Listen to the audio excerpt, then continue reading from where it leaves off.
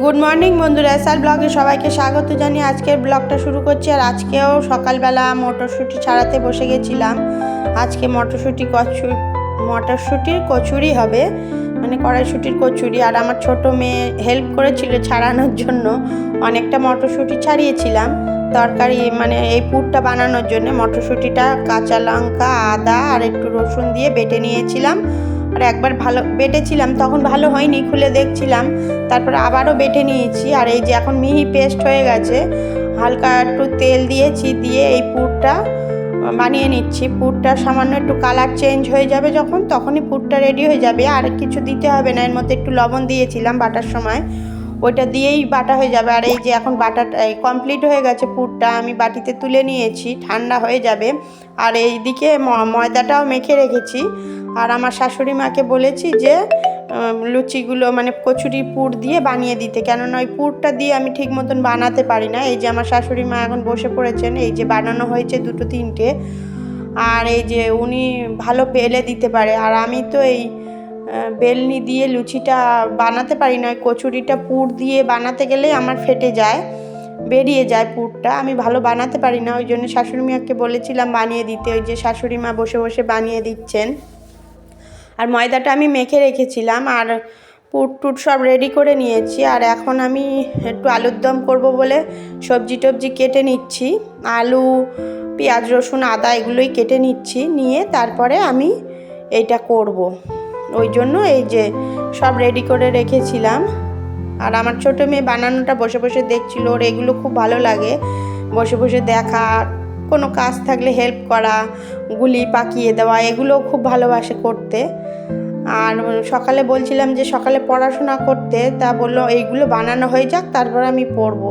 ওই জন্য ও পাশে বসে বসে দেখছিল। আর এই যে আমার শাশুড়ি মার লুচিটা, এই যে মটরশুঁটির কচুরিটা বেলে দিচ্ছিলেন, আমি ভেজে নিচ্ছিলাম। আর এই যে সবগুলো অনেকগুলো বেলা হয়ে গেছে, আমি এখন সবগুলো ভেজে নেব। সবাই টিফিনে খাবে এই কড়াইশুঁটির কচুরি, আর আলুর দম করব। এখন শীতকালে মটরশুঁটি দিয়ে আলুর দম আর এই যে এই কড়াইশুঁটির কচুরি আজকে টিফিন হবে। আর এই যে আমার এখন অনেকগুলো বেলা হয়ে গেছে, সবগুলো নিয়ে চলে এসেছি। এই যে আমি এখন ভেজে নেব, এই যে তেলের মধ্যে দিয়ে দিচ্ছি। আর সবগুলো কচুরি সুন্দর ফুলেছিল, সুন্দর হয়েছিল, খেতে তো টেস্ট হয়েছিলই। আর এই যে এখন ভেজে নিচ্ছি, সুন্দর ফুলে যাবে। আস্তে আস্তে দিয়েছি, দিয়ে একটু হালকা উল্টিয়ে দেবো, কেননা এগুলো খুব ভারী, একা একা তো উল্টে যাবে না। লুচিগুলো হয় ময়দা দিয়ে বানালে হালকা হয় আর হয়ে যায়। আর তোমাদের দেখানোর আগে আমার কিছু কচুরি ভাজা হয়ে গেছিলো, ওই জন্য তেলটায় কড়াইতে একটু দেখতে পাচ্ছ দাগ পড়েছে বন্ধুরা। আমার এই দেখানোর আগে আমার আরও কিছুটা কচুরি ভাজা হয়ে গেছিলো, তারপরে এইগুলো তোমাদের সাথে শেয়ার করছি। এই যে এখন তুলে নেব, ফুলেছে খুব সুন্দর, আর খুব সুন্দর নরম ছিল খাওয়ার সময় পর্যন্ত। এই যে আমি এখন তুলে নিলাম, আর আবারও ছেড়ে দিচ্ছি। দেখো খুব সুন্দর, আর আমি একটু জালটা বাড়িয়ে দিলাম, খুব সুন্দর আস্তে আস্তে ফুলে উঠবে। আর পুরো কচুরিটাও ভালো নরম থাকবে, ফুলে উঠলেও ভালো থাকবে, আর কোনো জায়গা থেকে ফাঁকা হয়ে যায়নি কচুরিটা। এই যে দেখো কতগুলো কচুরি বানিয়ে নিয়েছি, সবাই টিফিনে খাবে।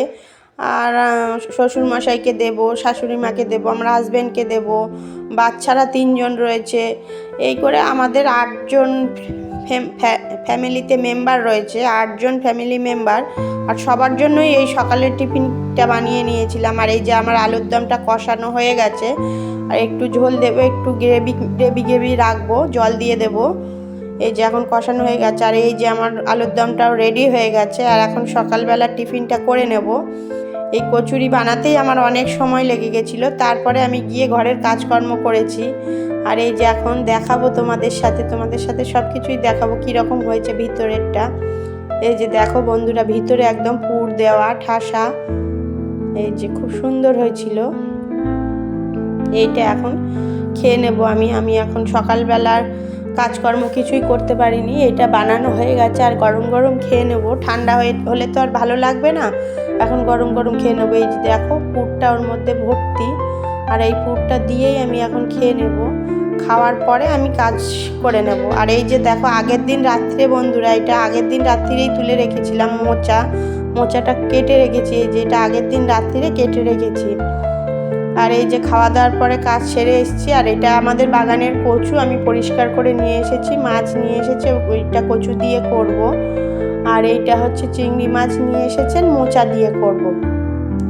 আর তোমাদের সাথে মাছ তো দেখানোই হয়নি, এই যে আজকে অল্প মাছ আনতে বলেছিলাম, যেহেতু পরের দিন শনিবার, সেই জন্য মাছ খাই না আমরা, শনিবার নিরামিষ খাই, ওই জন্য। আর এই চিংড়ি মাছ দিয়ে মোচাটা করব, আর মাছ দিয়ে কচু দিয়ে বড়ি দিয়ে ঝোল করব। এই যে আলু দিয়ে কচু দিয়ে বড়ি ঝোল করব। এটা হচ্ছে মান কচু, আমাদের বাড়ির গাছেই মান কচুটা হয়েছিল। আর এইটা হচ্ছে মোচাটা একটু সিদ্ধ করে রেখেছিলাম, এই যে মোচাটা কেটে আমার হাতের অবস্থা খুবই খারাপ।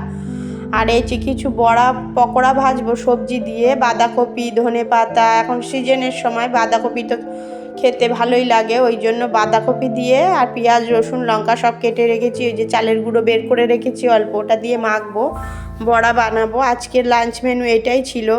তাহলে এই পর্যন্তই। এই যে বড়াগুলো ভেজে নিচ্ছি আর সবার জন্য ভাত গুছিয়ে নেবো, সকাল সকাল সব কাজকর্ম সেরেও নিয়েছি।